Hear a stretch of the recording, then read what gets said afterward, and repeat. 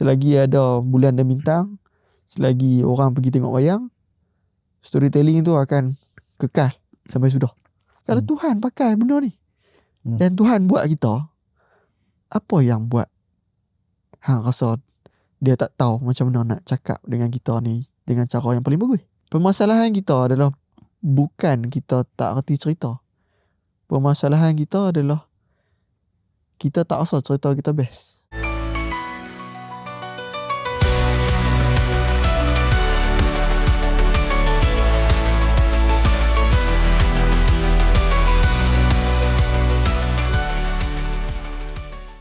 Bismillahirrahmanirrahim. Assalamualaikum warahmatullahi wabarakatuh dan salam sejahtera diucapkan kepada semua yang mengikuti Book Surgeon dan juga podcast terpaling baca sehingga ke hari ini. Perkenalkan, aku Pak Di dan aku Wan, dan anda sedang menyaksikan podcast terpaling baca yang dibawakan khas oleh Book Surgeon dan juga Audio Plus. Untuk anda yang ingin mengikuti kami, anda boleh ikuti media sosial kami iaitu Facebook, Instagram, TikTok, Threads, X dan sebagainya lah. Dan segala untuk nenek itu semua. Dah. Dan kalau hampa lebih suka dengar audio, boleh dengar dekat Audio Plus, kat Spotify. Dan juga kalau nak tengok muka-muka kami ni semua, YouTube lah tempat dia untuk episod full. Yes. Agak lama kita tak bersiaran sebab raya, puasa dan sebagainya. Itu podcast terpaling baca punya style lah. Biasanya kita akan berehat dalam tempoh bulan puasa dan juga Syawal. So ni dah Zulkaidah dah. Ni dah Zulkaidah dah. Yalah, dan kita bawa orang penting ni. Yes, kita bawa orang yang sonok untuk kita bincangkan. Kita ada benda yang kita nak bawa, kita ada barang yang kita nak bawa. Kita ada barang nak sembang. Dia pun dah bawa banyak barang dah ni daripada pagi. Dan aku tengok barang studio pun lain. Yang pun kita kena bagi kredit. Kena bagi kredit pada Audio Plus. Terima kasih Audio Plus kerana menyediakan tempat yang best dan selesa kali ni. Betul. Ada sofa ni. Cuma ni tak apa, yang ni nanti kita sembang. Okay, Di, siapa yang kita bawa ni? Aku nak kata member. Kenapa? Pun member aku lah. Okay. Sebab antara inspirasi lah untuk jadi storyteller ataupun untuk jadi pencerita yang baik selain daripada kita punya Maha Guru, Tuan Haji Zainal yang berada di Sumut sekarang.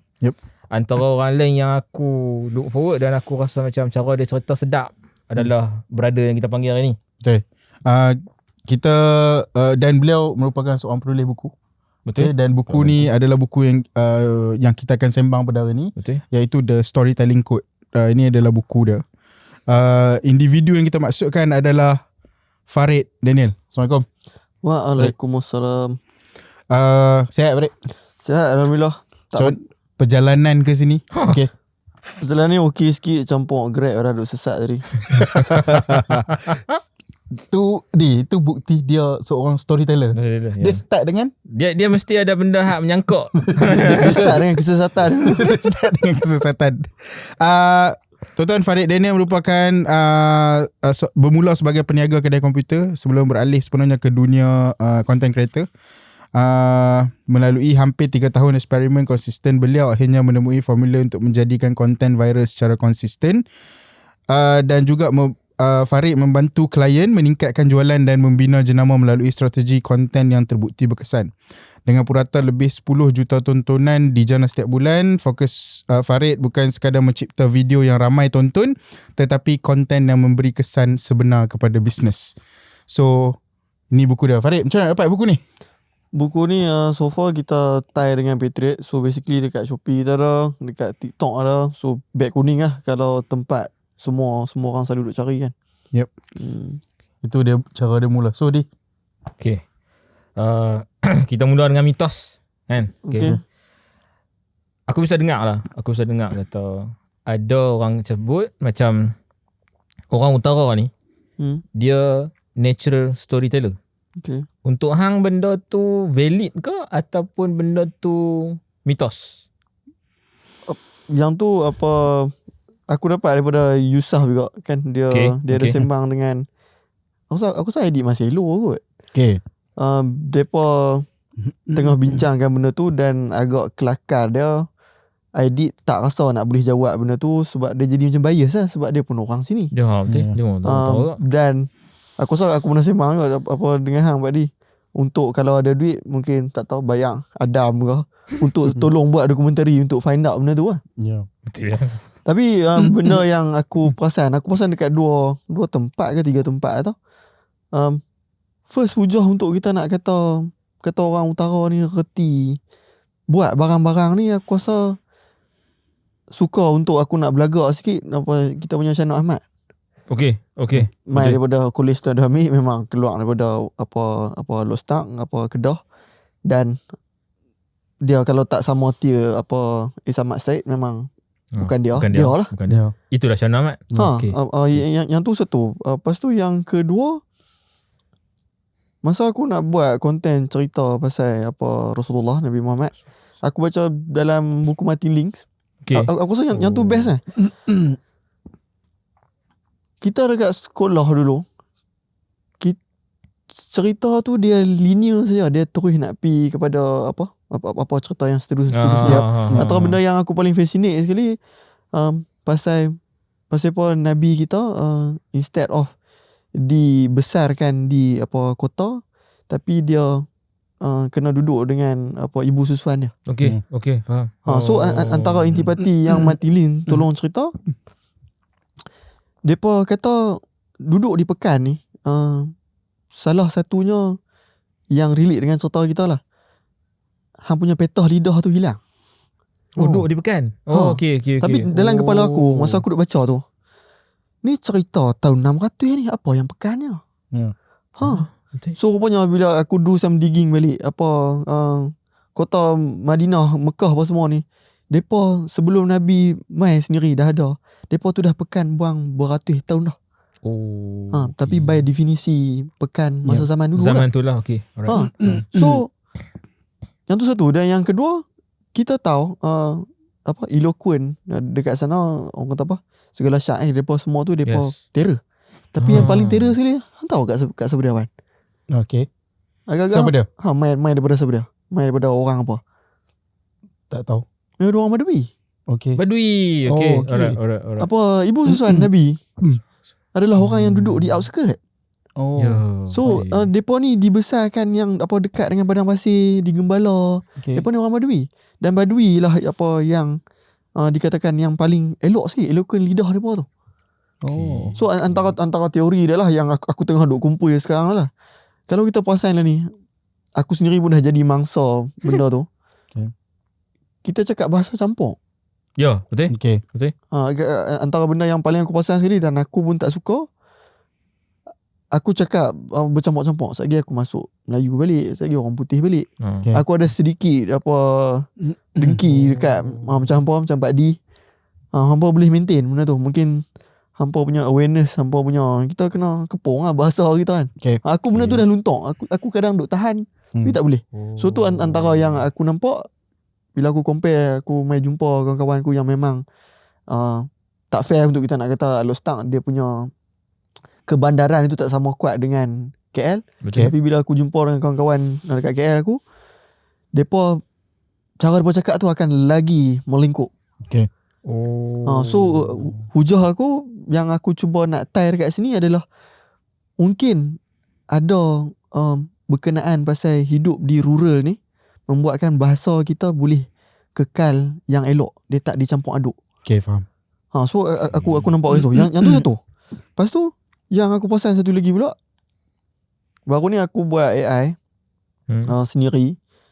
Permasalahan AI ni rupanya dia tak boleh bagi idea kat kita. Dia tak erti sebenarnya. So apa aku buat, aku just mimik otak ADHD. Okey. Dalam semua otak-otak atas dunia ni, otak yang melahirkan idea yang tersangatlah banyak adalah otak ADHD. Apa secara ringkas dia pun ada default mode network dengan apa prefrontal cortex. Masalah depa dua-dua ni selalu menyala. Kalau untuk orang gila-gila. Untuk orang macam misal bila dia buat kerja, prefrontal cortex dia saja akan berfungsi.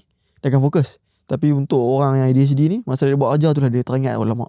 Sagi nasi nak kena beli lauk apa lagi. Baju tak sidai lagi. So hasil benda tu duduk fire tu lah yang buat idea dia bercambah. So aku design benda tu buat mimik bagi dalam AI. ADHD ke AI hang tu. Itu dah. Okay. Aku bubuh semua segala buku, ratus buku yang aku dah baca dah, segala note-note aku sumbat dalam tu. Dan antara finding yang aku jumpa, sebab dia pinpoint semua idea-idea yang aku tengah bersepah dalam segala banyak nota aku tu, aku terjumpa pasal coastal. Maksudnya untuk orang-orang yang duduk dekat dengan apa macam kita ni, geng-geng maritim lah. Dia rupanya ada yang membuatkan kualiti orang yang duduk dekat di laut ni, depa ni seorang pencerita yang terbaik. Oh, okay. So tu aku rasa tu angle yang agak fascinate lah. So coastal area ada kena-mengena dengan a good storyteller. Orang Kuala Kedah ke, orang Kota Kuala Muda. Habis orang Kuala Muda. Okay. So depa is a great storyteller. Antara hujah-hujah dia, satu, kita kena bersetuju selain daripada coastal, itu adalah tempat-tempat yang terawal yang memang tamadun terbina. Oh, okay. So exchanging communication, exchanging information, hang kena reti sembang, yang tu memang given. Dan yang kedua adalah pasal orang kena nelayan lah, pergi tangkap ikan apa semua. Tendensi untuk depa bawa balik cerita gempok tu tinggi. Oh, okay. Kalau dulu kita tak tersampak naga di Laut Cina, balik jadi kelawak guna susuk ke apa ke. So keadaan tu memaksa depa untuk be a great storyteller. So kalau aku just nak recap balik antara hujah aku tak validate lagi, tapi antara yang aku boleh connect the dot adalah, satu, dia main mungkin daripada rural, dia membuatkan bahasa tu tak tercampur aduk, dia elok. Dan yang kedua adalah dia main daripada cara hidup kita lah, tempat tu sendiri lah. Tu hujah aku expect untuk ada orang mungkin boleh cakap lagi pandai kat komen untuk serang di bawah. Untuk serang balik lah. Untuk bagi trigger. Untuk counter balik. Di, kita nak bagi peringatan khas kepada pendengar kita yang memang sepanjang podcast ni sampai ke akhir episod memang kita akan menggunakan logat utara yang pekat. Ya. Mampu epi kan. Dengar kami. Sebab biasanya akan ada orang yang mungkin dia ingat kita sembang kat kedai kopi apa semua, tapi kita tetap nak mengekalkan identiti tu. Ya, betul. Jadi kami akan kekal menggunakan logat utara. So kalau tak faham, tak ada subtitle. Sorry. Memang tak ada subtitle. Okay, Farid, tu pembuka bicara. So Farid ada pandangan dia. Coastal area ni. Ya, coastal area. So dia bukan pasal lorat sangat. Ya. Mungkin aku bukan pasal lorat sangat sebab kalau aku macam tu rasa orang macam Kuala Terengganu semua. Ya, betul. Sebab Terengganu ada cara bercerita dia. Nikah dengan orang Kelantan. Okay. Bila balik kampung, jumpa dengan saudara-saudara belah Kelantan tu, depa ada cara bercerita depa. Tapi dengan kacak Kelantan ni demo macam depa pun ada penceritaan depa juga, macam sedap juga barang-barang depa. Kalau tak Sabri Yunus. Betul. Tak boleh buat cerita dan dia pun storyteller yang tu. Padu kot dia ni. So dia bukan pasal lorat kot. Ya, daripada apa yang hang cerita tadi. Aku rasa lorat tu betul pengekalan bahasa tu satu pasal. Satu lagi hang campur circle hang. Dan lepas daripada tu cara susunan idea sama kot. Rasanya sebab macam tu kot. Sebab kami cuma nak figure out lah, sebab aku tak suka kadang-kadang orang simplistic sangat. Aku tak suka. Sebab kadang-kadang dia ni orang utara ni. Orang utara ni dia storyteller dia padu. Padahal orang Negeri Sembilan pun ada juga. Sorry, aku rasa antara bias punya observation. Yang ni menurut Yusof lah. Tak kampung heram tak Yusof ni sudah. Yukas. Yusah. Menurut Yukas. Aku boleh faham observation dia. Tendensi untuk dia mengiyakan banyak pencerita terbaik ni datang daripada orang utara. Kebanyakannya hujah dia main daripada ustaz kita. Oh, okay. Ustaz-ustaz yang duk mengajar kat kuliah-kuliah tu. Banyak lah kita boleh ambil daripada mana-mana spektrum lah. Yang paling ganas ke, yang paling relax ke. Daripada Auni X-File ke sampai ke cerita fiqh ke.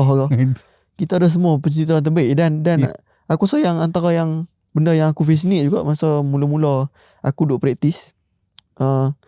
Aku selalu disamakan dengan ada seorang lagi ustaz tu.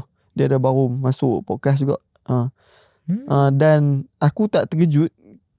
Kita memang dibesarkan dengan enjoy cerita tu daripada ustaz. So aku boleh faham untuk bila kita tengok sepintas lalu, kita tengok cerita yang bagus, apa ada ustaz, dan ustaz tu cakap lorak utara. So kita cakap connect the dot. So dia bagi cop. Orang utara terhati bercerita. So dia tak betul juga dan dia tak salah juga. Aku saja nak bilang berserabut ya.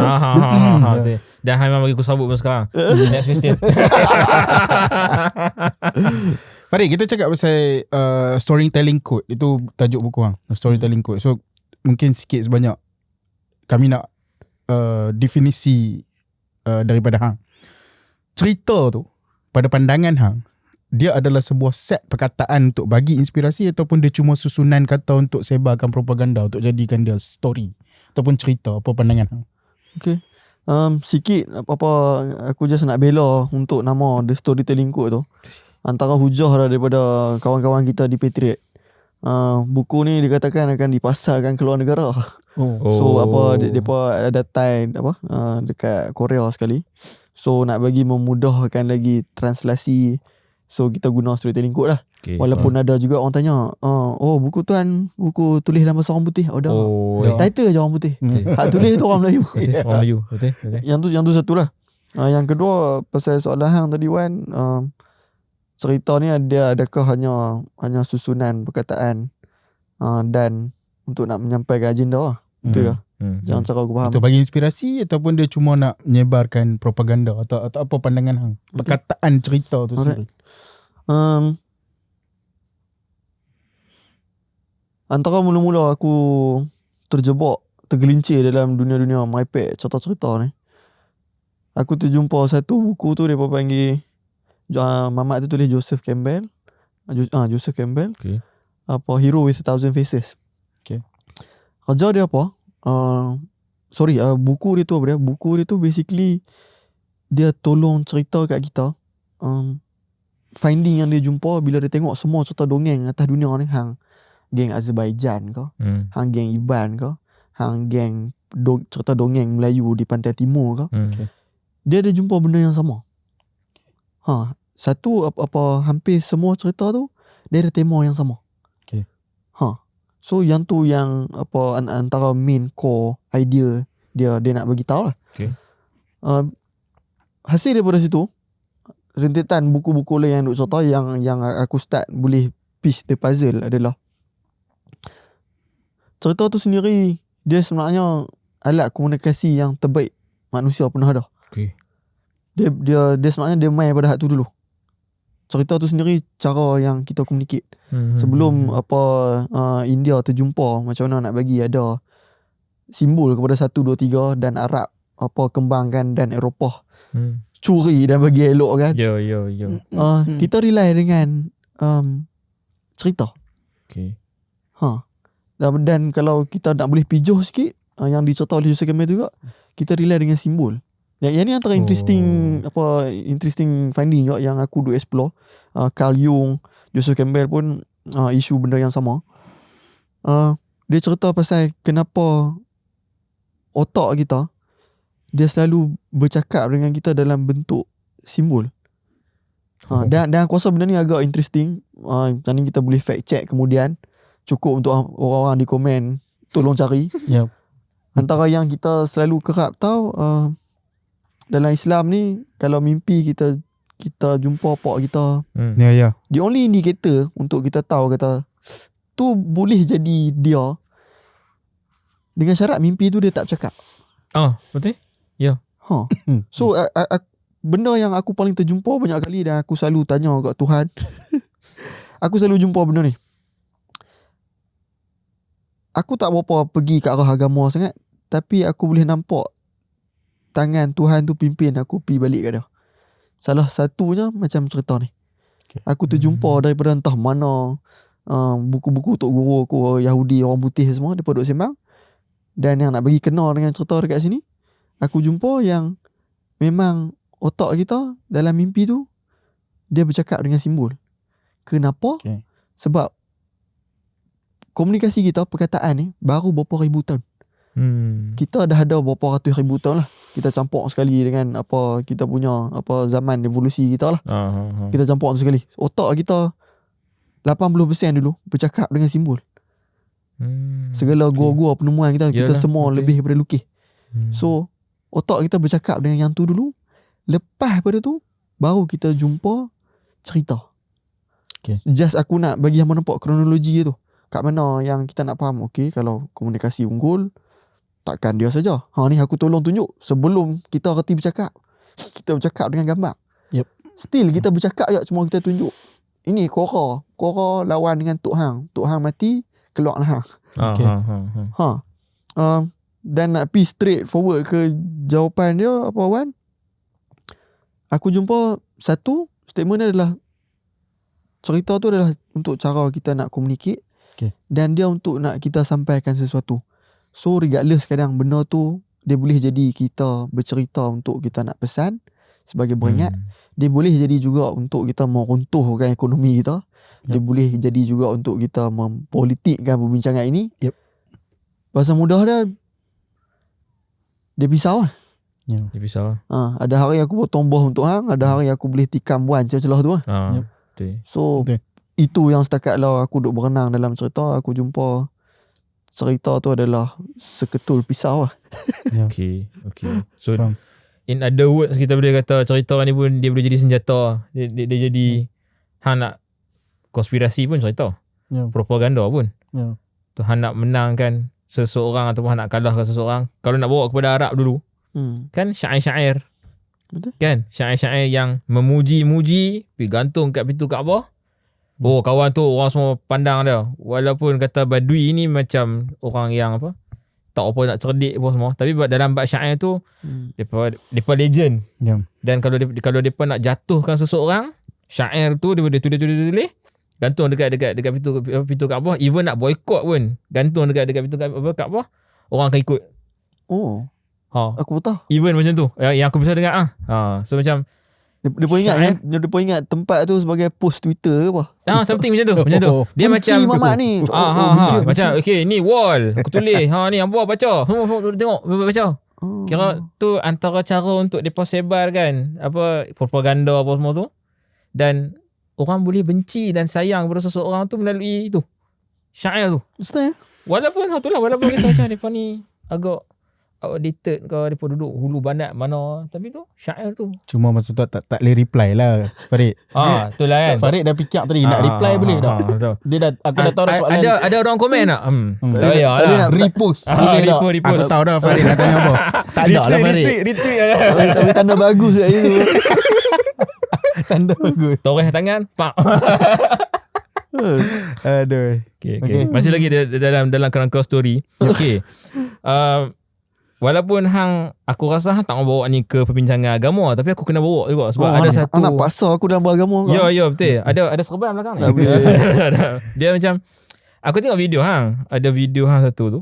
Hang kata hang tak suka baca Quran. Okay. So statement tu lah, Farid tak suka baca Quran. Okay. Aku tahu dah ni point untuk hang nak buat konten kan ni. Hang nak serang punya. Aku baru pagi tu tak baca agama, baca buku. Apa nak jadi ni orang ustaz ni. Baca Quran tak mau, baca buku cerita mau. Dia Farid tak suka baca Quran. Okay. Cumanya aku terima kasih kat Mak Hang. Mak Hang jadi orang yang memaksa hang untuk baca Quran juga kot mana pun. Okay. Shout out kepada Mak. Terima kasih banyak-banyak makcik noh. Lepas tu masalah dia dalam Quran tu ada cerita. Okay. Kan? So aku nak tanya kat hang kat sini lah. Dalam Quran tu, yang dulunya hang tak suka baca, dalam banyak-banyak cerita ada dalam tu. Cerita apa yang bagi hang cukup syarat yang buat ke hang, cerita ni gila untuk hang dalam Quran. Alright. Untuk disclaimer supaya aku tahu aku buat keadilan kepada diri aku, at least aku terang di mana kebencian aku bermula berbutik dan dia kembali balik suka. Macam misalnya bila hang budak ni hang dibesarkan untuk nak main game dan tiba-tiba mak hang duk heret hang baca Quran. Payahlah untuk hang nak suka kan. Ya. Dan aku akan komplain macam-macam. Aku saja buat perangai. Nak petikai pasal apa harakat kena macam ni, pasal apa nak kena berhenti dekat sini, kenapa kena start dengan wow dulu kan. Okay. Aku akan kacau kepala mak aku punya rebel apa tak suka kan. punya nak keluar pada apa Papa Rehan. So tu pada waktu muda aku lah, waktu kecil lah. Dan lepas pada tu mak aku antara yang aku tak suka tapi aku appreciate. Dia akan curi masa aku lah. Dia akan cakap awal-awal kita baca 5 minit. Habis 5 minit tu kata nanti saat ni 5 minit tadabbur pula. Kita kena faham. Aku cakap tolonglah. tidak mahu, enggan. So tapi benda benci tu dia somehow, benda yang kita tak suka tu dia pelik sikit kan kita ni. Benda yang kita tak suka tu dia melekat.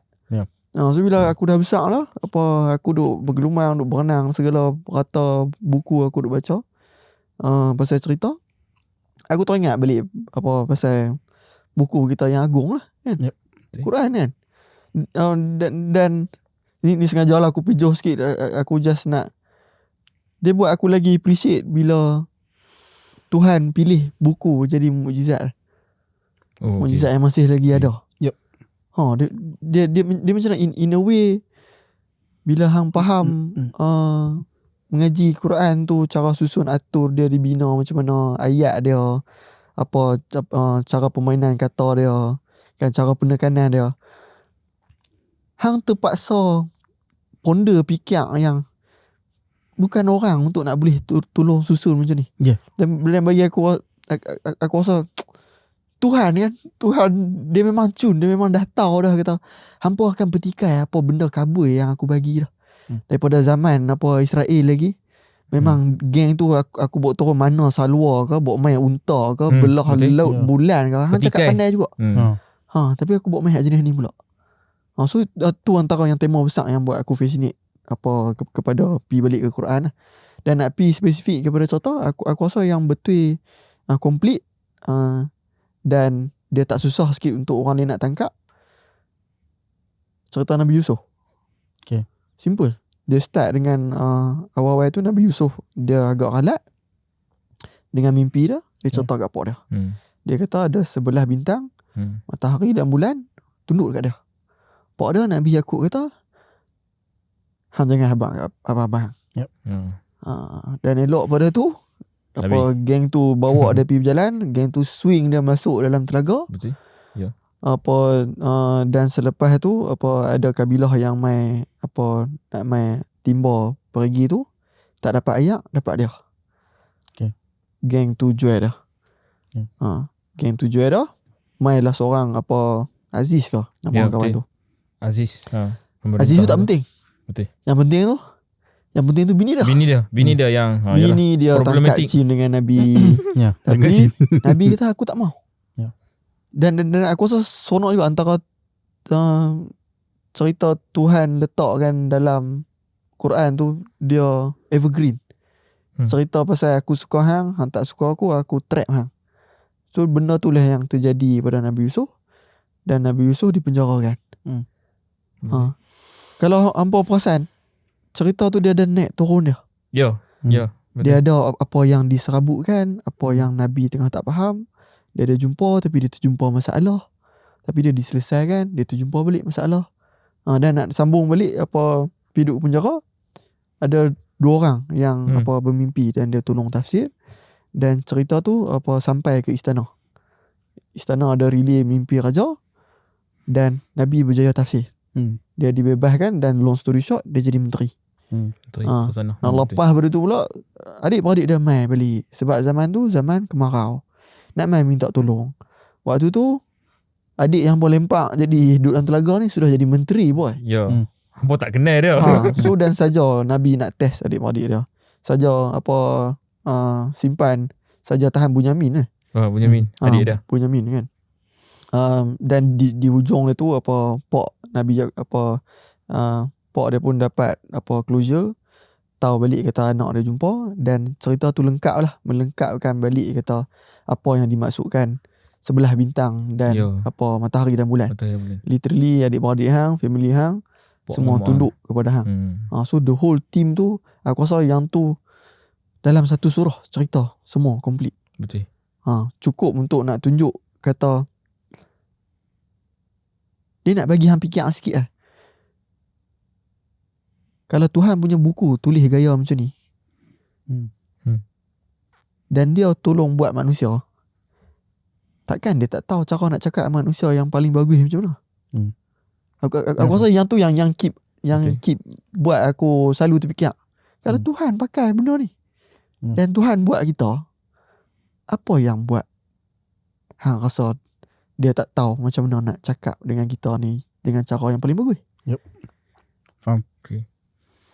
Tu lah. Geram Mahmud kita macam nak agama-agama. Aku nak meronta. Dah meronta. Aku tahu terbakar seat.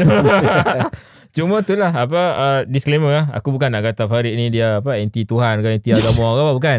Tapi dia punya pasal lah dia buat video tu. So dia kena jawab kan. Cuma relate balik dengan apa yang hang cakap tadi tu betul. Dan dalam surah Yusuf sendiri ayat 3 tu Tuhan beritahu, Tuhan kata nahnu naqussu alayka ahsanal qasas.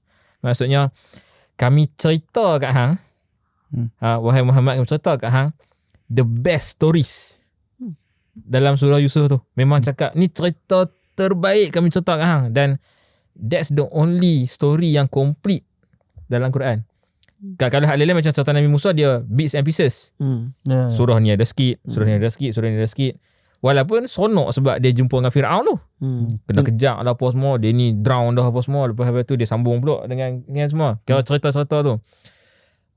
Kalau nak relate dengan buku ni sikit sebelum kupas sekarang. Siapa-siapa yang dah baca ataupun siapa-siapa yang belum baca lagi buku tu, kalau dah dapat kan, apa akan jumpa dengan at least 2 benda basic lah. Satu, pasal hook tu. Contoh REN tu. Perempuan cari lah REN tu benda apa, REN tu benda apa. Yang pasti aku just nak kena highlight. Orang selalu ingat benda tu real estate negotiator. So aku just nak beri disclaimer. Come on. Tu bukan. Dia ni bukan jual tanah punya orang weh. Dah. Belum lagi lah. At least belum lagi lah. Satu REN tu. Tak cerita nanti apa tengok benda tu apa. Satu lagi adalah WTS yang formula dekat dalam buku ni. Yang aku tanya soalan tadi tu sebenarnya aku nak tanya kat hang tu lah. Cerita apa yang bagi hang cukup rasa apa semua tu. So rasanya dekat dalam surah Yusuf tu, cerita Nabi Yusuf tu cukup dah hook dia, cukup dah WTS dia nak buat apa yang hang kata naik turun kan. So menjawab soalan lah sebenarnya, just bagi tahu kalau apa nak tahu dua benda tadi tu apa baca dekat dalam buku ni. Farid, start 2026 dan ke depan ni Farid, kita dah masuk ke zaman yang teknologi dah makin bagus, makin baik dan sebagainya. Makin maju ke makin dalam sampai kita pun tak tahu kata teknologi boleh buat benda tu. Bila hang tengok pun secara setahap hang pun tak boleh nak beza dah ni AI ataupun real. So kita dah nak masuk ke zaman tu. Farid, aku ada soalan. Adakah story ni ataupun cerita ni, bila hang tulis buku ni, aku nak tahu apa hang punya worldview. Adakah pada hang story ataupun cerita ni masih relevan lagi, atau sebenarnya dia bergantung pada siapa yang buat cerita, siapa yang cerita di belakang tu? Sebab apa ni? Sebab apa Farid? Sebab dia beza Farid. Kalau Syazwan yang cerita dengan Zainal Rashid Ahmad yang cerita, dia beza. So bila orang yang famous bercerita dengan orang yang biasa-biasa ataupun tak famous langsung bercerita, dia ada beza. So soalan dia, adakah cerita tu masih lagi relevan, ataupun sebenarnya kita masih lagi bergantung kepada orang yang bercerita tu Farid? Okay, alright. Sebab sorry sikit, sebab dalam hang punya storytelling code ni, buku hang ni pun hang ada buat penekanan kepada konsep renown dan extreme negative. Okay. Aku dah bagi tahu dah apa orang tu. So penting juga untuk orang yang dikenali tu pun sendiri bercerita. So apa pandangan hang? Okay. Just aku nak rephrase balik, takut aku yang lost. Soalan yang kita nak kupas ni adalah kita nak tengok adakah apa story tu relevan sampai kiamat. Yang tu satu. Dan yang kedua, adakah dia bergantung kepada penglipu lara tu, pencerita tu. Aku akan buang masa hampa dengan panjang sikit bagi cerita tu panjang. Dia start waktu PKP tu kami banyak duit sangat. Banyak duit. Antara yang ekonomi yang berkembangnya waktu PKP tu adalah IT dengan telefon apa semua, PDPR kan. So kami kaya-kaya. Sampai kami kena pindah kedai, kami ambil 2 tingkat lah. Dan waktu tu deep down waktu tu dah masuk berapa 6-7 tahun dah apa meniaga. Aku mula sedar yang rupanya aku tak suka sangat pun apa meniaga IT apa semua ni. Okay. Aku boleh buat. Aku didedahkan awal. Tapi bila aku reflect balik masa budak aku, apa aku suka buat kalau tak ada siapa suruh aku, tak ada siapa bayar. Aku lebih kepada barang-barang seni. Okay. So aku nampak outlet aku adalah lebih kepada mengekspresikan diri. Okay. Tak mencacah tattoo untuk yalah, betul lah. So kami ambil tingkat atas, kami buat studio.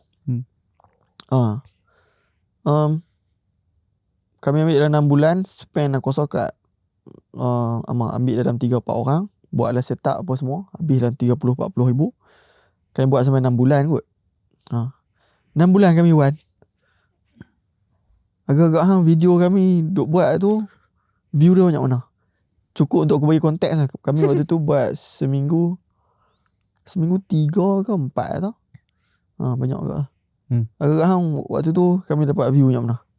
Kalau macam kita mula-mula 2 ke 3 digit lah. 2 ke 3 digit ni 20 ke 100, 200.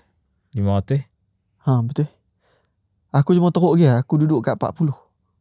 Duduk mampus kat situ macam 40. Kalau paling melampau naik 400.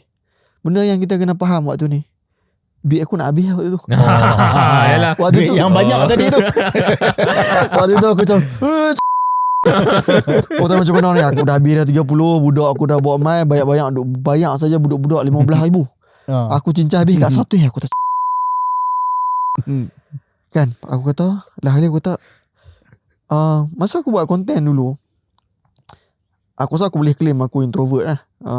Video-video aku dulu aku buat, aku memang orang di belakang tabir. Aku yang shoot, aku yang edit. Aku akan panggil member aku, kami akan pergi kedai makan ke, sembang pasal benda seronok, makan tu sedap, dan kami nak buat cerita. Dan kebanyakannya aku di belakang, aku macam Adam. Tapi keadaan yang sekarang ni memaksa, bila aku bawa my team dan aku tak boleh tolong mereka deliver pun. Dan poket aku tengah rabik. Faham. Aku kata jam, kita kena lingkup banyak ni. So apa aku buat? Aku kata hamba lepak dulu Sat, mai try aku pula yang buat. Faham. Waktu tu aku ada siap satu video, nak bagi melampau lagi cerita tu, dan cerita tu memang berlaku. Hamba Allah ni kena COVID. Aku sampai duk berengih tengah duk edit. Duk edit juga. Luckily itu kami punya first break. Kami hit waktu tu 400,000. Dan dan selepas tu aku okey kan. Tapi di dalam kepala aku macam, what if kalau ni sebenarnya aku saja yang kerti cerita. Hujah aku, aku boleh buat yang ni sebab satu, aku memang minat pasal teknologi, aku suka pasal Steve Jobs, Elon Musk apa semua. Aku boleh goreng cerita ni. Ni memang it's my jam. Ni memang barang aku. Hang bagi aku mic ni, aku takkan lepas punya sembang benda tu. Sampai bila-bila. So kami cuba validate tengok, boleh tak kalau kami tukar orang. So kami buat lagi satu channel, BizPoint. Kami panggil member-member apa yang bisnes meniaga ni, mai shoot sembang. Jadi juga sihat. 700k, 500k. Member aku sampai kadang-kadang sekali-sekala dia akan tanya balik, macam kita ada tersembang, ada buat konten, kita tanya, Farid, video hak saya dulu, Farid ada tekan iklan sikit. Dok abang saya tak buat. Aku pun tunjuk TikTok. Ada ke saya tekan bajet? Tak ada. Faham. Still kat situ aku ada masih lagi skeptik ni. Aku macam, betul ke kau sebab semua ni orang meniaga dan orang lelaki je yang pandai sembang. So aku still test juga. Aku tahu kita ambil perempuan. Aku ambil perempuan pula. Pun sama. Dan kali ni kami kembang lagi. Kami pergi bukan cerita meniaga, kami pergi lagi melalut lagi. The whole point ni adalah nak test lagi. Betul ke? Tekan lagi. So apa yang dapatan aku Wan, untuk nak menjawab dekat hang yang adakah kita perlu orang tu sendiri kena renown kau, ataupun orang tu sendiri kena reti bercerita kau, it doesn't always be the case. Dia tak semestinya. Aku terjumpa, aku rasa dah lebih dah kot. Kita shoot dah 100 200 dah kot. Apa shoot untuk nak extract cerita kan. Permasalahan kita adalah bukan kita tak reti cerita. Permasalahan kita adalah kita tak rasa cerita kita best. Okay. So dalam perut kita ni, bila kita nak cerita, kita rasa cerita ni tak best. Tak, bukan hang yang decide. So cara macam mana kami operate yang membuatkan content tu, cerita tu best. Okay. Macam contoh kalau aku buat dengan hang Wan, aku akan bagi tahu Wan, hang cerita siapa yang terlintas dalam kepala hang, entah apa yang aku minta, aku yang akan decide mana yang best. Hang tak perlu decide. Okay. Kerja hang londes luak je. Oh, okay. Kerja hang tuang semua je. Okay. Dan kami jumpa berkali-kali, benda tu yang proven. Faham. Sekali lagi aku nak recap kan, kegagalan kita dalam hasilkan cerita tu adalah kerana kita rasa cerita kita tak best. Okay. Berkali-kali aku test tu. So kami jumpa yang tu tema yang paling terbesar. Aku rasa finding yang berkat rugi banyak ratus ribu dulu. Aku rasa yang tu yang paling mahal, walaupun dia simple lah. Aku boleh ingat sampai sekarang. Yang tu satu. Aku jawab yang kedua. Yang pertama untuk story tu, antara punca yang kami lompat pergi ke konten apa semua ni, kami ada satu permasalahan dalam perniagaan ni. Kita ambil contoh kedai komputer lah kan. Okay. Format. Format kita kata laptop, kita katalah RM50. Tahun depan mungkinlah kita bawa naik RM60. Tahun depan kita boleh bawa naik lagi tak? Payah sikit lah kot. Payah sikit lah kan. Ya. So dalam kepala aku nak cari apa skill ataupun servis yang dia boleh exceptionally ataupun exponentially naik. Dan salah satunya, waktu tu aku tak clear, tapi aku tahu kata it has to do with content. Dia mesti pergi ke arah sana. Ke arah benda yang tak boleh ditukar ganti. Ya. Format kedai komputer, kalau dekat Lost Stars je aku rasa ada 30 apa. Untuk nak berebut, aku nak ambil RM50 daripada Mamat, poket Mamat tu, dia boleh cari lagi 29. Okay. Jenis aku nak cari, ada tak satu benda tu yang buat hang unik, yang buat hang indispensable.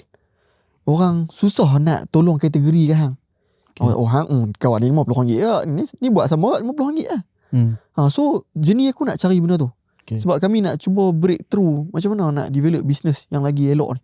Kami tak mau tercakup dengan digezetkan dengan harga di jumhur ulama kan. Macam ni. Di jumhur ulama kan. Okay. Kami tak mau. So satu kami jumpa yang ni.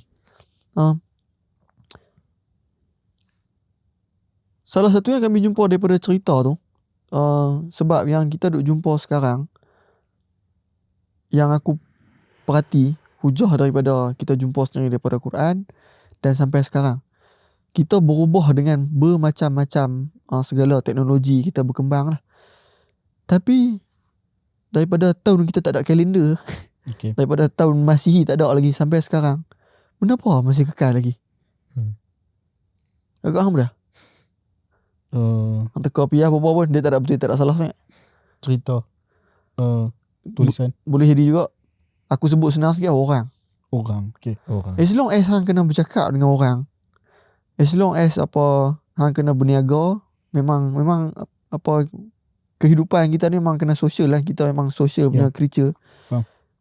Benda tu yang still akan pakai. Dan aku selalu gendang dalam webinar kita ke, dalam kami punya paid community school ke, aku akan selalu kata, selagi ada bulan dan bintang, selagi orang pergi tengok wayang, storytelling tu akan kekal sampai sudah. So kalau aku boleh simpul sikit, bet aku kepada manusia. Selagi kita kena communicate dan kita tahu alat komunikasi terunggul adalah cerita, dan Tuhan ada bagi hint sikit dalam buku dia. Okay. Aku rasa kalau hang tak mau percaya aku sikit pun, cukup yang kita boleh bersetuju yang Tuhan ada mention sikit dalam buku dia. Aku rasa tu aku. Faham.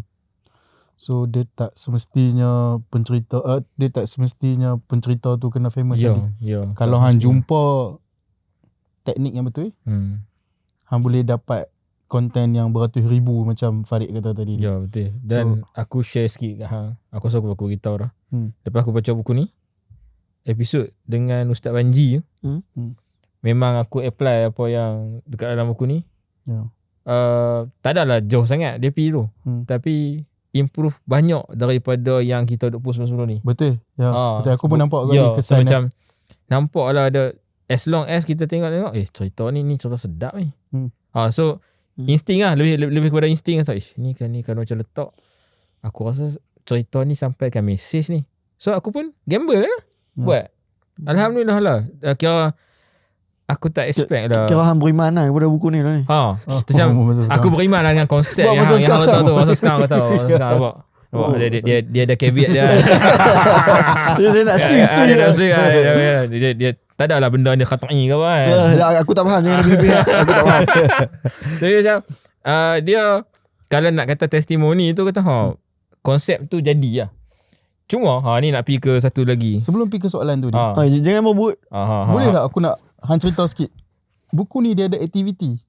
Ya, betul. Mungkin hang cerita sikit pengalaman hang. Hang buat aktiviti tu kan? Aku buat aktiviti tu. Dia buku latihan matematik tambahan. Betul. Aku kata, hai. Macam mana pengalaman hang? Farid ni memang dia nak suruh dia di sana. Hang nak jadi cikgu lah dulu. Aku geram tu sebab buka-buka. Loh, ada QR juga. Dia ada QR. Betul. Itu menarik. Aku macam sebenarnya sebelum-sebelumnya ada satu buku tu aku kata pasti pun nak kena ada QR. Hang dah jual buku. Lepas tu hang nak curi lagi dia orang hang jual buku hard copy. Lepas tu tiba-tiba QR. Lepas tu baik hang jual soft copy lah. Macam tu lah lebih kurang aku sebelum ni. Cuma yang bencinya hang kepada aku. Nampak. Cuma yang QR tu best dia sebab dia Farid dia bagi contoh. Lepas tu hang nak tengok contoh kepada ni. Dia bagi explanation. Betul hang nak faham lagi. Hang tengok scan QR tu. Hang boleh play video tu dan fahamkan apa yang dia cuba explain. Play video satu. Lepas tu dia ada bahagian macam exam kat lah, pop quiz. Yang tu. Yang tu dia ajak kita REN tu apa dia. Lepas tu hang tengok video ni, hang cuba point out. Hang cuba point out. REN tu apa dia. Dah try lah sebab memang of course lah bila aku baca tu aku macam aku nak figure out ni apa dia. Masalah dia aku dekat video dia aku cukup susah nak berkeluar. Aku susah. Sebab cara dia cerita ke, kalau macam lagi seorang brother tu nama Kausar punya video aku senang lagi figure. Cuma nak buat pasal quiz tu lah, quiz dengan exam tu. Dan ada jangan risau ada jawapan dekat belakang. Typical buat buku latihan matematik kan. Cuma waktu hang buat tu hang jangan tiru lah belakang tu. So, enjoy lah. Macam okey aku betul loh aku salah bukan dia benda ni macam tu lebih kurang. So yang tu pasal pop quiz ke pasal exam ke. Cuma sekarang ni aku nak bercerita pasal binatang yang paling banyak orang tak suka kot lah. Aku selalu juga dengar orang kata dak kita kena shadow ban. Kan algoritma tak suka video kita. Ni pasal point aku dah cakap benda-benda yang tak kena ke apa, view ciput. So aku jadi pelik sebab bila hang cakap dekat dalam buku ni, aku ambil yang conclusion hujung lah sebab aku nak suruh dia cerita daripada awal. Cerdik nampak. Dekat hujung tu Farid sendiri tulis ataupun tak tahu penulis lain kot, dia kata algorithm is your best friend. Itu aku ambil ayat yang hujung lah. Hampa nak tahu dia cerita apa tu, hampa kena baca. Dia macam against the norm. Sebab kebanyakan orang akan kata algorithm ni lah yang paling menyangka, dia memang tak suka aku semua. Dah kali mai share Farid kita, algorithm is your best friend. So apa yang hang boleh cakap untuk hang defend benda tu? Macam mana hang boleh kata pasal pandangan terpencil ni? Ya, tu dia. Nampak. Hang keluar daripada jumhur. Yang kata keluar daripada jumhur ni. Palak betul. Dia pun cuba nama Arabisasi yang gua dah. Apa ingat dia pun mungkin berjaya. Katakanlah kepada mereka. Aku rasa benda ni sama macam perkataan-perkataan yang kita guna yang latest ni, dia kata apa? jack of all trades, Master of None. Master of None. Tapi rupanya dia ada perkataan yang lagi dekat hujung kan. Aku dah tak ingat perkataan apa. Tapi benda yang sama juga yang Pak Di cakap. Pak Di cakap yang hujung. Ya. Algorithm is your best friend. Best friend. So dia ada perkataan yang awal ada sebabnya algorithm is not your friend, but algorithm is your best friend. Yes. So untuk kita nak faham menatang kabur ni apa, algorithm dia dibina untuk satu dan satu benda saja.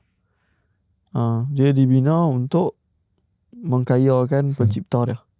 Dan ni untuk konteks social media. Okay. Dan cara macam mana dia nak mengkayakan tuan dia adalah dia usaha dengan mengkekalkan audience di dalamnya. Okay. Betul.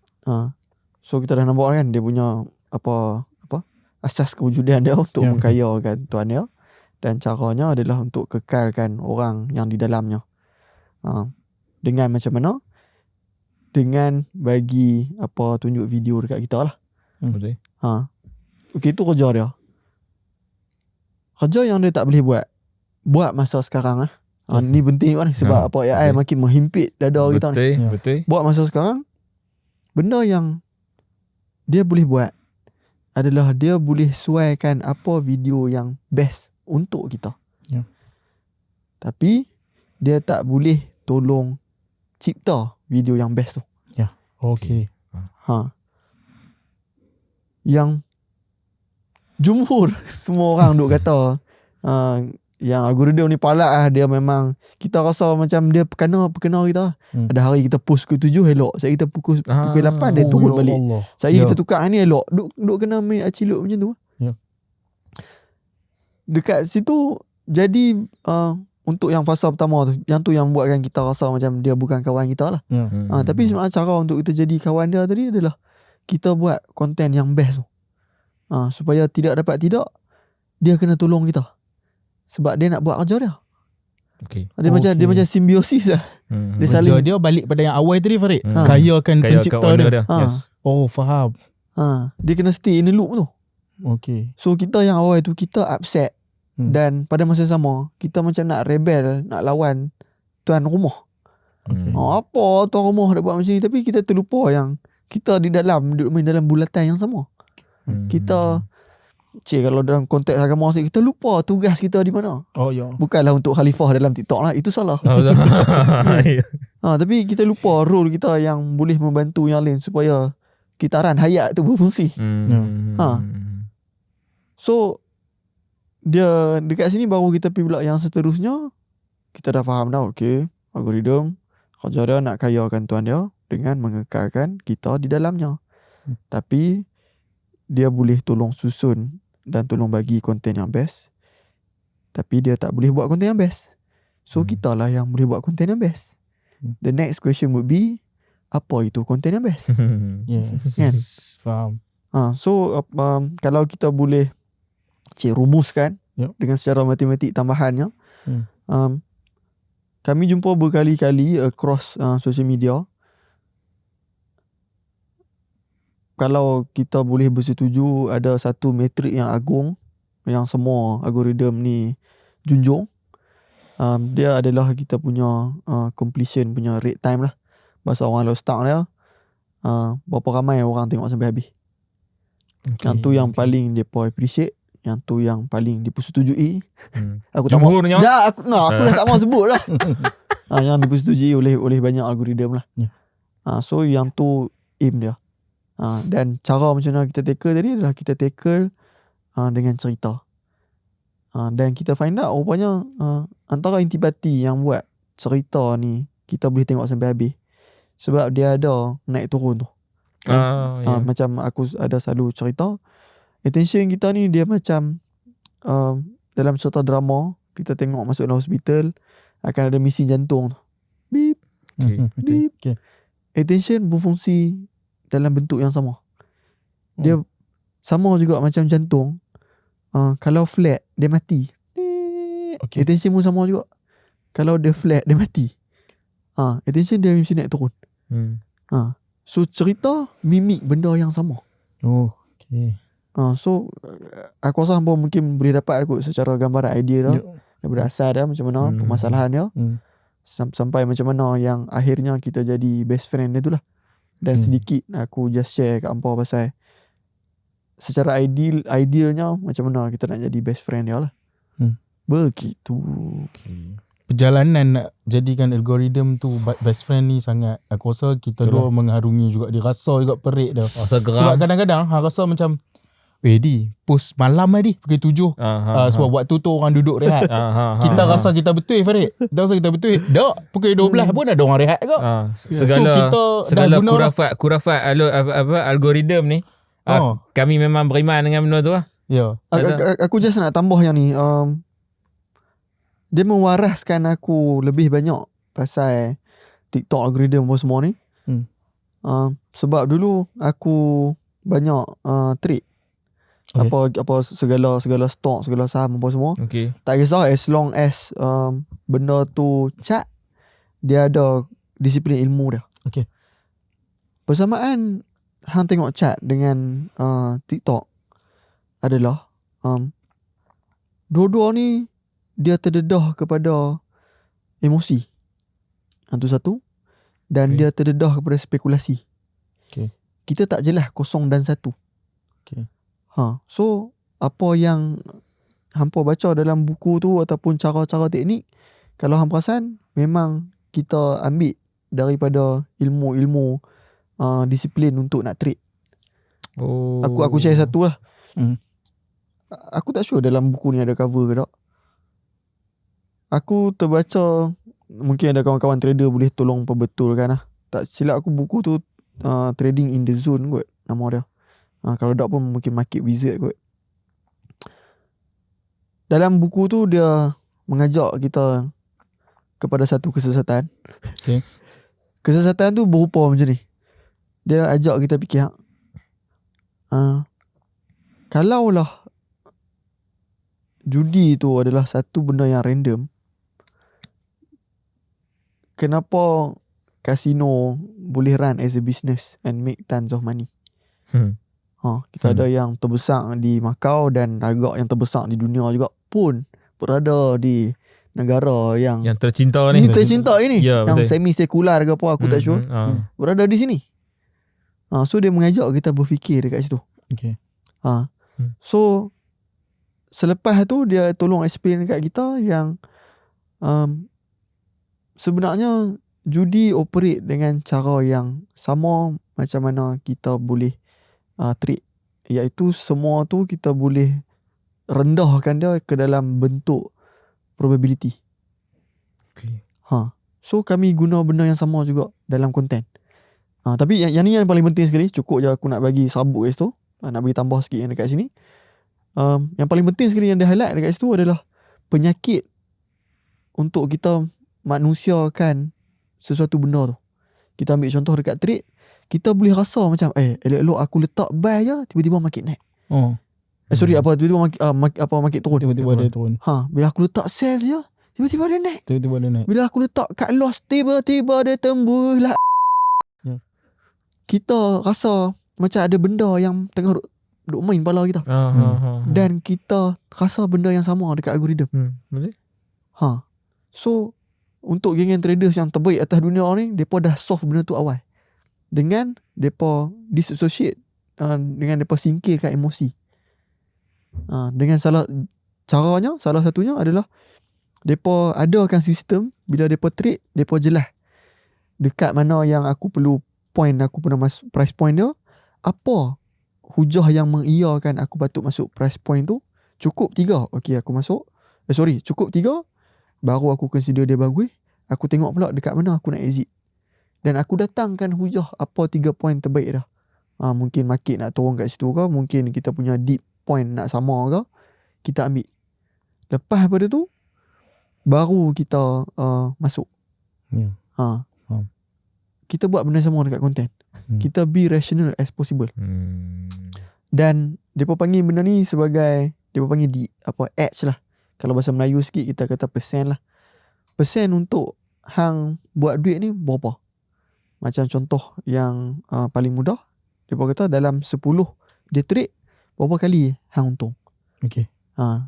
So benda yang sama juga kita kahwinkan dalam buat konten. Faham. Dalam 10 konten, hang betul rasional, hang tak buat saja-saja orang kata apa, pakai ikut rasa hang betul follow apa yang memang proven. Okay. Dan hang taburkan dalam 10 konten. Dan dekat situ hang tengok berapa persen hang. So kalau contoh dalam 10 hang memang konsisten boleh dapat 3 ataupun 5 tu kira dah bagus dah. Dekat situ lagi yang kita panggil konsisten. Yang ni penting juga untuk aku nak bagi tahu, sebab kalau aku tak explain ni mungkin orang akan rasa okay, Mamat ni cakap konsisten, so view dia mesti macam keraming kot. Sekali pacak sejuta kan, mana pergi. Ni cara dia. Kita guna konsistensi tu daripada kaedah dengan ada ain makrah tu masuk kaedah daripada trading masuk dalam konten. The whole idea dia adalah kita nak cuba membumikan depa tu bagi jelas. Faham. Sebab dalam trading pun dia ada back test apa semua, Farid, betul? So dia macam okay, dah cukup dah ni aku punya SOP, baru dia pump. Kalau tak cukup, okay, relax dulu. Maksudnya dia ada hujah dah. Sama juga dengan konten ni. Betul. Okay, aku dah guna dah konsep ni, aku dah guna dah ni. Okay, letak tengok macam mana formula yang kita dah guna tu betul ataupun tak betul. Tu tengoklah result. Kalau dalam 10 macam hang kata tadi, kalau 5 kena, macam 5 fly, then okay lah. maksudnya hang dah jumpa lah konsistensi tu mungkin. Cukup nak tambah sikit lagi yang aku rasa yang paling bagus gila, paling membawa banyak syafaat kepada journey kami dalam nak terus jumpa teknik-teknik yang bagus, benda-benda konsep-konsep yang hampa jumpa yang kita tulis dalam buku tu, semuanya mai daripada journal. Faham. Journal tu hasil daripada 10 konten. Kita tengok what's working, what is not. Kita buat hipotesis, kita polish lagi. So aku buat dah berapa kali dah, baru kami jumpa konsep ni pulah tekan berkali-kali pun jadi. Lepas tu lah baru aku berani untuk buat keluar buku ni. Faham. So just nampak dia punya pergerakan itu macam mana. Farid, semua orang nak jadi content creator, tapi orang macam hang ni yang melahirkan formula untuk menjadi content creator, mungkin aku lah kot tak jumpa ramai sangat. Kos untuk jadi orang macam hang, macam mana dia punya pembelajaran, apa yang kelas yang hang pi. Aku rasa macam semua orang boleh belajar, tapi untuk hang macam mana, apa yang triggered hang untuk hang rasa macam aku rasa aku kena belajar ni, aku nak invest duit yang banyak tadi tu. Hang rasa hang nak ke sini dan hang rasa hang boleh pijuh. Apa yang triggered hang? Aku rasa dia start dengan kebencian aku. Okay. Kepada tok-tok guru kat Malaysia ni. Ni mampu happy lah, hampa dah dengar kan. Dia bukan start, dia gradually aku stress dengan pencarian aku. Okay.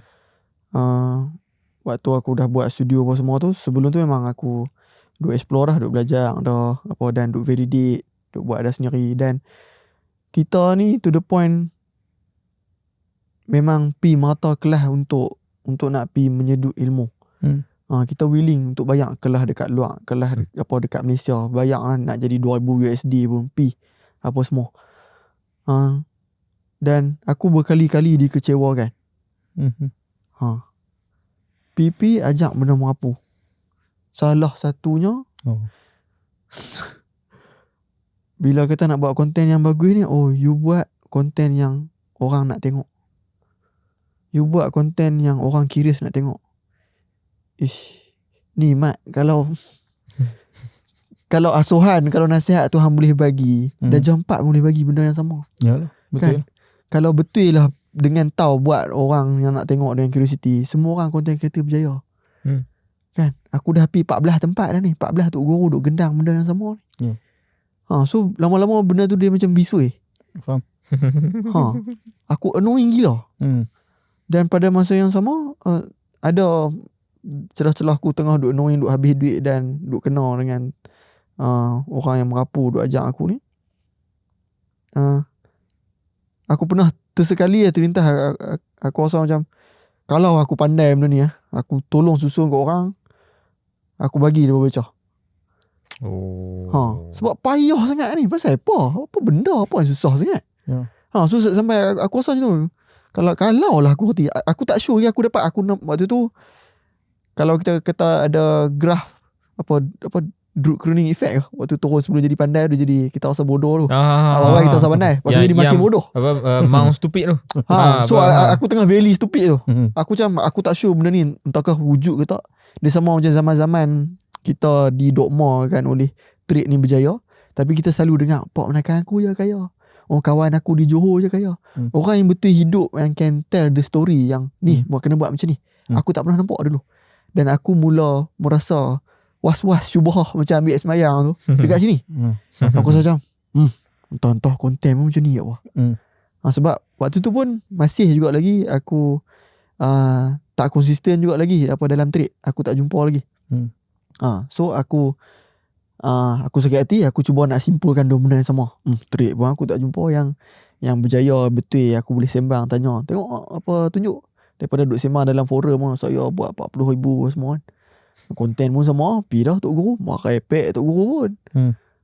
So aku nak baku sampahkan dia. Faham. Dan kat situ yang timbul macam kalau aku reti aku dah buat bagi susun bagi comel, nah ambil apa. Apa yang payah sangat entah. Okay. So kat situ yang sampai aku lupa diri. Okay. Kami berjaya turn into money, kita buat as a service apa semua, dan aku dah seronok dah. Lepas tu baru hamba Allah seorang ni, Kausar, rakan internet aku di Twitter. Kami duk exchange punya duk sembang-sembang. Dia yang banyak duk push aku untuk kita layan benda ni. Dan aku rasa saham dia dalam benda ni bagi jadi tu ada untuk dia lah. Sebab selepas tu aku dah tak ingat dah apa janji merepek yang aku buat atas diri aku masa duk tunggu traffic light atas motor kan. Tengah duk berbaik, tengah kena macam palat. So dia mengingatkan aku balik lah. Jawab lah, aku rasa aku dah melalut. Menjawab. Sebab penipu lara ni dia melalut pun story. Yalah betul. Setan. Tapi hang tak main nak angkat-angkat aku. Sebab kita fikir semua orang boleh belajar ni. Mungkin semua orang ada, siapa ada duit boleh belajar. Aku nak tambah guys tu pasal semua orang boleh belajar. Dia trigger. Aku geram yang ni. Sebab aku rasa semua landasan ilmu tu hampir sama macam ni. Statement yang semua orang duk kata, dan aku pun 80% bersetuju dulu. Orang duk kata, kalau hang reti benda tu, hang ajak apa orang? Okay. Simpan kat hang lah. Pakai seorang. Hang pakai seorang, iyalah. Kawan dalam dunia ni dia bukan berfungsi buat duit dengan tak buat duit lah. Kadang-kadang kita buat satu benda sebab kita graf. Apa yang aku cuba nak beritahu adalah kita ni orang. Falasi yang paling teruk sekali jadi seorang manusia ni adalah kita percaya kita ni rasional. Manusia tak pernah rasional je.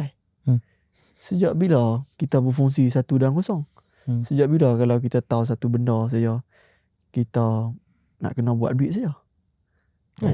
Yang tu satu. Dan yang kedua, yang buat aku appreciate Tok Guru aku ajak untuk aku faham chat apa semua tu. Benda yang aku sangat appreciate adalah permasalahan utama macam Wan cakap tadi. Ilmu ni boleh dicari. Tapi adakah ilmu tu disusun? Okay. Soalan dia. So yang selepas yang aku sakit hati bila duk cari duk sesat-sesat tu, aku terpaksa duk baca buku yang tebal-tebal storytelling tu. Semua buku tu landasan ilmu dia kebanyakannya mai daripada industri perfilman yang dah sampai 100-200 tahun dah. So barang daripada tu berat untuk kita ni yang nak buat konten seminit untuk TikTok. Tak tertahan dalam kepala hang ni. Dah sebab tema agama kita bawa pergi dekat agama. Ada sebab hang nak boleh cakap pandai baca direct. Kan? Hang nak ambil umur hang sampai 400 tahun. Hang ada tier macam Syafi'i ke? Hang ada tier macam Ghazali juga ke? Dok kan? Hidup ni kadang-kadang kita kena tengok jauh sikit lah. So coming back again, antara just nak highlight dekat situ adalah walaupun ilmu tu boleh dicari, yang menyusahkan tu ilmu tu berselerak dan kita duk keep on terlanggar dinding. Aku selalu mention dekat apa kawan-kawan kita yang duduk dalam komuniti apa semua. Aku punya awal dulu kami plan kalau aku 5 tahun ambil masa untuk duduk langgar dinding sampai bengkak kepala, lepas tu baru reti buat 1-2 video. Aku aim adalah depa ni sepatutnya pandai cut shot dalam setahun. Okay. Lepas tu kami polish apa. Yang ni antara part yang paling aku suka. Sebab dah aku duk keep on mengajak, aku keep on finding ways untuk bagi simplify lagi. Dan aku start tengok dekat mana yang kawan-kawan kita titik buta dah. So daripada setahun kami berjaya cut shot sampai 6 bulan pula. So nampak dah Wan, dia macam kalau betul ilmu tu boleh dicari, kenapa aku jadi 5 tahun? Kenapa semua orang lagi melingkup lagi? Betul. Dan kami tu jumpa yang nak bagi melampau lagi sekarang ni. Sampai apa kami buat peraduan dalam komuniti kami. Hang masuk dalam komuniti kami. Kalau hang buat sampai 10 konten dan still tak improve konten hang, macam sekarang hang 20 view, 100 view, tak hit 100,000 juga view, kami akan bagi balik duit hang 2 kali ganda. Betapa berimannya aku kepada benda ni. Yang tu satu. Dan yang kedua, betapa komitnya aku nak to be proof wrong. Aku nak lagi benda tu mesti ada ruang ni, mesti boleh bagi. Apa lagi kalau boleh dia macam hang sesiap minum, buh layak, terus pandai bercerita. Aku sangat seorang yang tak percaya kata kesempurnaan itu wujud dan layak ada di atas dunia ni. Salah satunya adalah dia membunuh progres. Dan aku always believe yang ada lagi, tolong pecah, tolong buktikan datang yang tak boleh buat, supaya aku akan jumpa lagi, ada lagi cara dah. So aku rasa tu yang buat aku fascinate sekarang, dan aku sangat berterima kasih juga kepada Kausar yang terajang juga aku. Buat benda ni, takkan nak makan seorang. Memanglah hang kaya dah kan. Buat buku tak boleh kaya pun. Tu aku cakap, Kausar tu kenapa nak buat buku? Hang terlupa kata hang duk bebai budak-budak tu. Geram lama-lama nak makin emosi lah. Okay. Dah seronok apa hang berjaya bagi panel kita trigger. So saya ikut belanja hang makan. Okay, yang tu pasal apa yang buatkan hang bebai dan geram semua kan. Aku sebenarnya sebelum ni, dalam episod sebelum ni, aku dah sebut pasal macam mana nak kata, benda yang tak ada manfaat. Kan? Benda yang viral tak ada manfaat. Tapi benda yang bermanfaat tak viral. Yang tu, benda tu yang aku dengar, apa Kamakal dengar daripada Ustaz Ibn Rijal, Ustaz Ibn Rijal dengar daripada Mak Lufi. Dia ada sanad. Kau ada sanad. Tak sedap badan. Tapi cuma konsep tu aku tak mau tanya dah direct, sebab dalam buku ni menceritakan tentang cara penceritaan dan sebagainya, yang tu yang akan buatkan konten kita viral kan. Cuma aku suka bahagian dekat profil Kausar dekat dalam buku ni, yang dia sebut pasal dia menentang konten rage bait, konten kosong, merepek, tapi tak buat kesan baik kepada orang lain. Aku macam nak challenge hang sikit lah. Kalau lah aku kategorikan rage bait tu sebagai dalam REN, okay, yang renown ataupun ekstrim dengan negatif tu, hang setuju tak? Okay. Apa nak rephrase soalan hang adalah apa Kausar bagi tahu kata dalam dia tengah berjuang untuk menentang segala rage bait dan clickbait punya konten. Tapi apa yang diperkatakan tu adalah antara formula yang kita gendang kan.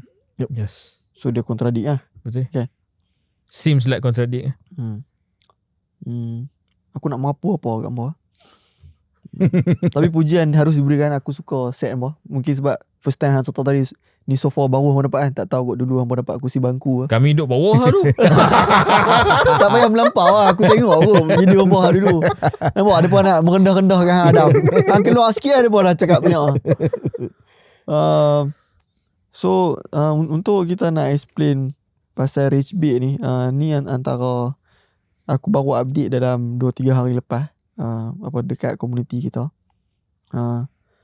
Kami ada kelaskan title. Macam contoh kita belajar dalam REN ni, antara salah satu kita boleh guna dia dalam kita nak tulis tajuk. Okay, betul. So tajuk ni yang baru kami update, sebab apa aku perasan banyak kawan-kawan kita dia dah follow buat ada renown, ada ekstrim negatif ni semua, tapi still dia tak berapa berjaya sangat. Okay. Yes. So apa yang aku nampak rupanya ada benda yang aku sendiri faham tapi aku tak tolong cerita, aku tak tolong explain. Dia antara benda yang terlepas lah. Okay.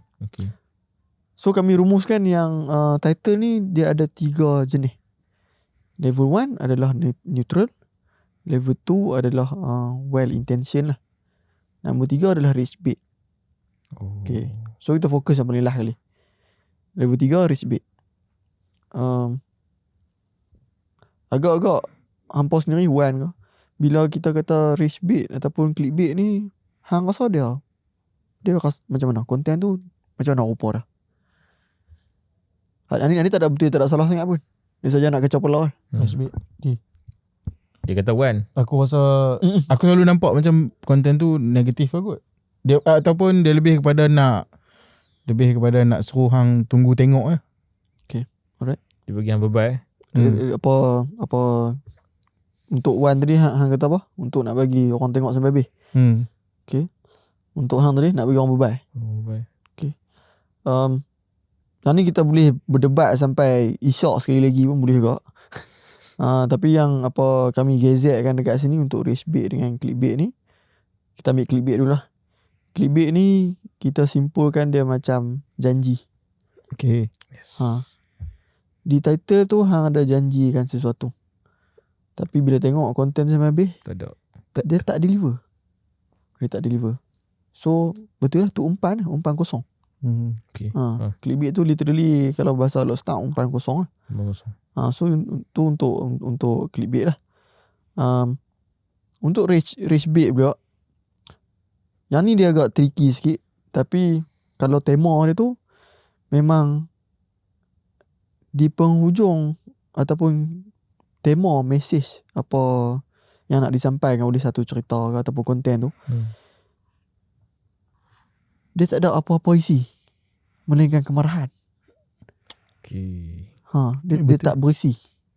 Dia memang dia saja macam apa, mungkin ada satu konten cerita pasal apa podcast terpaling baca. Terpaling baca ni patut ambo tutup terus, jangan buang masa Adam. Oh, faham. Okay. Dia kerja dia hanya kata hampa tak patut melingkup, buang masa apa semua. Tapi dia tak langsung bagi kita ponder untuk lebih dalam, bagi kita sudut pandang, bagi pengisian. Dia kosong. Dia hanyalah apa kemarahan yang apa tak terisi. Okay. So aku gazetkan rage bait dengan clickbait dia duduk kat situ. Soalan yang patut kita tanya pula, kalau macam tu ekstrim dan negatif yang kita kata rage bait, clickbait tu dia duduk dekat mana? Ya. Yep. Betul. Aku rasa sebab hampa ni dua orang pandai mengaji engineering juga apa bala, hampa mungkin dapat dah idea 1-2. Tapi just aku nak pimpin tangan sikit. Perbezaan dia nipis dekat situ ya. Ekstrim dengan negatif tu, satu, dia mesti kena ada isi, dan 2, dia mesti deliver. Contoh kita kata yang apa ekstrim tu, tiba-tiba aku buat satu konten, aku katalah cerita pasal rumah Siti Nurhaliza yang paling mahal pernah dia beli. Paling mahal adalah ekstrim. Tapi dalam cerita tu langsung tak membuktikan kata rumah tu paling mahal. So dekat situ dah turun kepada clickbait lah. So untuk nak bagi konten tu betul kena untuk ekstrim adalah aku tunjuk memang betul ni hujah dia kenapa paling mahal. Tengok rumah second dia dulu 700,000, rumah yang ni 1.4. Kita ada hujah-hujah kita. Buktikan benda yang sebut. Kita ada hujah kita. Untuk negatif pula, negatif ni antara perkataan yang kita setuju yang digunakan oleh orang lain macam hamster apa semua, dia mesti ada dengki, bergaduh, saman, cerai, kemalangan. Tu antara perkataan-perkataan yang negatif lah. Kita faham dah tadi kalau rage bait dia memang main pada kosong saja. Dia memang nak bagi kita marah, dia memang nak bagi apa kita bergaduh sama-sama kita pasal politik kat bawah tu. Okay. Tapi kalau benda tu tak ada isi, itulah dia memang rage bait. Dia memang saja nak coy hang bagi hang melompat. Dia langsung tak bagi hang macam marah dan fikir what's need to be done. Dia saja nak bagi apa ham mengamuk. Dan satu lagi suka untuk aku nak mention pasal negatif ni. Okay. Bila first orang duk dengar, bila aku duk share dalam ni, mungkin tak cerita dengan banyaknya. Semua finding kita ni semua main daripada neurologi. Okay. Maksudnya instead of kita nak mengaji apa algoritma suka atau tak suka, kita terbalikkan. Kita tahu kata algoritma kerja dia kena serve content untuk manusia. Betul. So what if kalau kita faham apa yang manusia suka, dan dia pay attention, so kita guna ilmu tu untuk olah konten kita. Faham. So nak solve dengan tu, aku pilih lah segala mengaji barang-barang pasal neurologi. So antara benda yang kita jumpa, otak kita duk berasimilasi ni selama beratus-ribu tahun ni, antara benda yang dia pay attention adalah benda-benda yang negatif. Kita ambil balik cerita zaman-zaman dulu, kalau kita duduk dalam hutan, apa Tok Wan aku dengan Tok Wan Pak Di, kita dua orang masuk hutan. Tok Wan aku waktu tu kita dengar dalam hutan ada bunyi ranting terpijak. Okay. Tiba-tiba bunyi cengkerik apa semua senyap. Dan tiba-tiba ada bau macam tak orang sangat. Okay. Bau hanyak. Tok Wan aku dia buat relax. Kata tak ada apa, hutan ni memang macam ni. Sat dia bunyi, sat dia tak bunyi. Kadang dia bau, kadang dia tak bau. Kadang terpijak taik, kadang terpijak ranting. Buat lek. Tok Wan Pak Di tak, dia alert. Dia tak sure tu binatang apa. Dia tak sure tu ranting apa. Tapi dia alert. Dan di hujung cerita petang tu, rupanya yang main kat kita adalah harimau. Yang hidup siapa dia? Yang hidup siapa? Tok Wan aku. Tok Wan aku duduk tahu lah. Dalam perut harimau. Dalam perut harimau.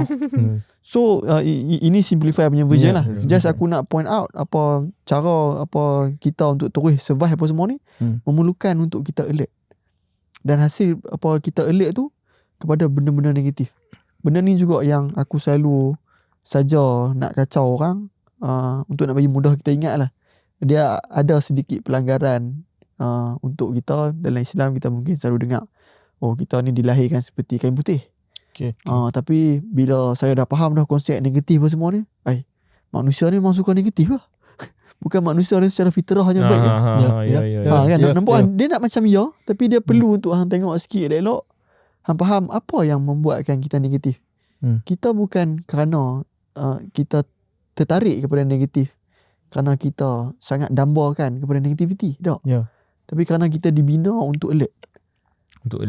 Dan benda-benda, aku rasa cerita yang paling aku suka duk cerita sebelum aku nak explain negatif tu, cerita pasal kita nak balik kampung lah. Kita nak balik kita punya kota kebesaran kita, kota di utara. Jam. Jalan tengah duk berdenyut. Sampai kat depan tu kita perasan macam ada accident. Dan lo and behold, kita tengok accident tu duduk sebelah kanan. Kita duk maki. Nampak dah buat loh yang accidentnya belah sana. 10 minit kemudian kita menghampiri lokasi kemalangan itu. Dan lo and behold, kita menjadi apa yang kita benci. Kita pun pelan juga. Kita pun duk alih motor. Kita menjadi bahan cerca orang yang 10 minit di belakang. So aku rasa tu adalah contoh yang sangat comel untuk nak mencerminkan kita yang negatif itu bukan pada negatif saja. Negatif tu kerana kita dibina untuk alert, untuk nak tengok apa-apa yang kemungkinan boleh meningkatkan kadar survivability kita. Ni kelas sains sikit. Okay. Ni macam ada satu garis halus yang hang letak kat situ, Farid. Di antara hang clickbait tu macam memberi janji tu, sama ada hang isi tak janji hang tu ataupun dia hanya lead kepada satu rich bait yang kosong. Marah yang tak terisi tu lah, yang macam cakap tu. Dalam buku ni sebut hook adalah janji. Tu antara benda yang aku abang kat hang straight bila aku baca buku tu, kata yang ni best. Sebab macam tu lah kita bisa kenal kan. Hook dia nampak macam ni tahukah anda lah surat tok nenek apa semua. Lah tak explain pun. Dia tak explain pun. Dalam tu tak ada pun jawapan tu. So macam aku suka lah sebab dia kita boleh letakkan tanggungjawab tu. Bila kata hook tu adalah janji, so bila hang dah janji dengan orang, hang kena bagi tahu benda yang sebut tu. Tu betul aku syok. Mungkin ada soalan last sebelum kita ke soalan penutup. Macam ni aku nak tanya kat hang. Soalan last ada nombor 11 kot. Last baru kita ke conclusion lah. Mungkin ada satu dulu sebelum ke conclusion ataupun conclusion tu. Okey, satu dulu sebelum conclusion. Conclusion, apa hang tanya? Okay. Soalan last sebelum conclusion, aku nak tanya kat hang. Hang interview banyak orang. Okey, banding aku lah. Hang interview banyak orang dan dalam banyak-banyak orang yang hang pernah interview tu, siapa dia yang bagi hang adalah storyteller yang terbaik setakat yang hang pernah jumpa? Okay. Disclaimer, kita buat banyak interview, tapi yang keluar dekat podcast ni baru yang kita buat. Sebelum ni kita chop mah. Kita just produce bite size yang mana kita rasa cerita tu gempak, kita push keluar lah. Kira 2 jam. Kalau ada 2 cerita saya 2 minit lah. Ya, faham. So menyebar lah apa kawan yang aku ajak, tapi apa aku peduli. Betul ya? Tak kawan tu siapa? Tak. Pasal apa harap masuk ke? Aku rasa kalau by force, sebab aku tak rasa kami interview banyak yang orang kata apa? Yang terlalu prolific sampai level besar-besar sangat. So kalau nak kata yang paling elok bercerita tu, kita terpaksa bagi dekat Tun Mahathir lah. Bukan terpaksa tu berbunyi macam PA dia ada cucuk pisau kat belakang pinggang aku kan. Tapi sebab bila aku tengok balik agak nampak sangat orang kata apa, melampau lah dia daripada segi portfolio dan cara deliver dia lah. Hujah dia di mana?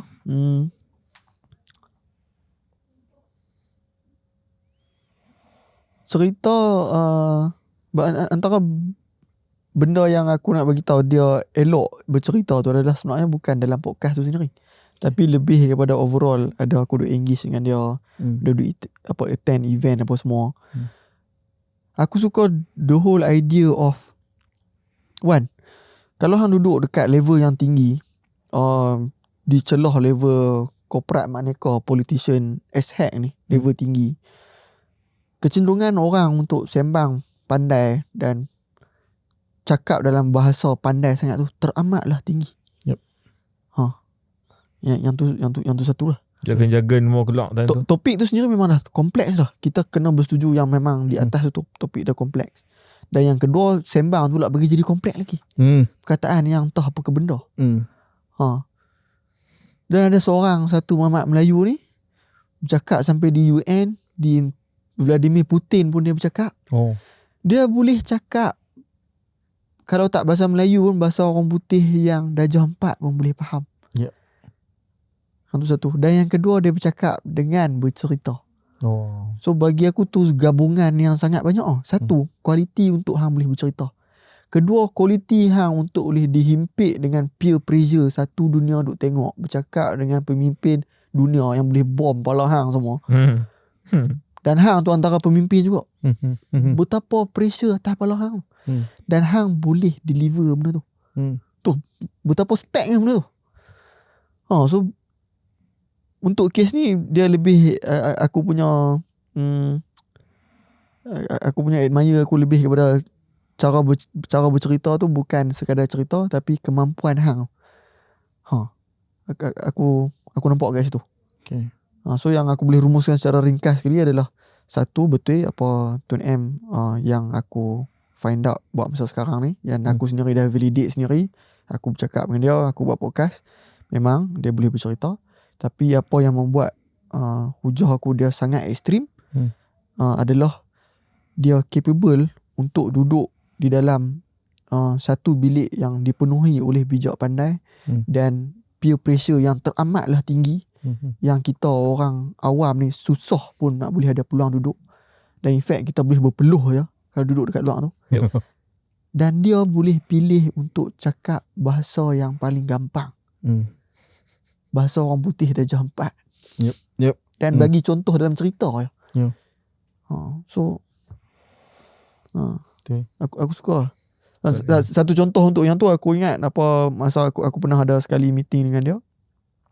Geng dalam meeting tu ada tengah duk bincang pasal perbalahan sedikit pasal how things how things should be done. Macam mana nak selesaikan masalah ni. So dia ni sepatutnya lagi terror pada kami lah. Yalah. Tun pun ada dalam bilik tu lah. Instead of Tun sekolah kan kami, Tun cerita. Aku rasa cerita tu ada, aku buat masuk dalam Beast Point. Cerita pasal macam mana dia selesaikan challenge nak buat highway kita. Buat pertama kalinya kita nak buat highway. Okay. Dengan segala macam-macam masalah iblis, duit semua macam-macam lah. Yalah, nak langgar tanah kat Perak tu ingat kecil punya nak. So semua orang boleh faham tanpa perlu kita rasa inferior ke, tak faham ke. Betul. Dia bagi macam ni masalah saya. Apa saya buat, saya jumpa ni, saya buat ni. Tak jumpa ni, saya jumpa kawan ni. Saya cakap okey. Faham. So bagi aku yang tu titik yang dia mengiyakan aku dalam dokumen aku, dalam buku aku sebagai macam dia lah yang boleh deliver sampai macam tu lah. Okay. Tun Mahathir. Tun M lah. Dia Farid point out pasal Tun M bercakap dalam bahasa yang mudah, even dalam bahasa Inggeris pun. Yang tu aku kata mak aku pun cakap benda sama. Mak aku ni dengar dia kata Tun M ni bila bercakap bahasa Inggeris perkataan dia mudah faham. Ni mak kita hak duduk dalam flat ni. Yang kita ni mah duduk dekat flat, hak duduk mana Seberanjaya mana ni, dengar Tun M cakap ni aku boleh faham ni, dia cakap bahasa Inggeris bahasa mudah. Aku kata bakat yang ada pada dia ni. Kelebihan tu ambil dia membumi lah, walaupun dia tu di tempat tinggi lah. Saya orang kata aku macam dia pula tu. Mungkin untuk konklusi kita mudah je Farid. Kenapa hang rasa the storytelling code ni adalah pilihan terbaik untuk content creator, marketer kat luar sana dalam dunia yang terlalu bising yang hang kata dalam buku ni? Kenapa hang rasa macam dia ada storytelling code adalah yang terbaik? Okay. Dia aku ada je akan nak bagi cerita dia melalut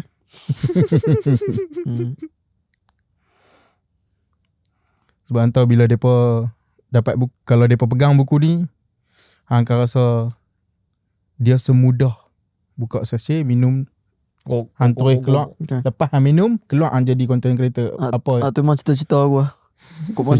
Kau ada produk lah. Nak pakai di beg kuning. jadi Popeye kan. Aku rasa cerita ni, aku rasa start dengan permulaan buku ni kot. Cerita pasal Amirul Fendi, pelakon kegemaran aku, yang dia sangatlah berbakat tapi dia tak berapa mempunyai tempat. Aku suka dia dan aku kecewa gila kenapa dia tak diangkat.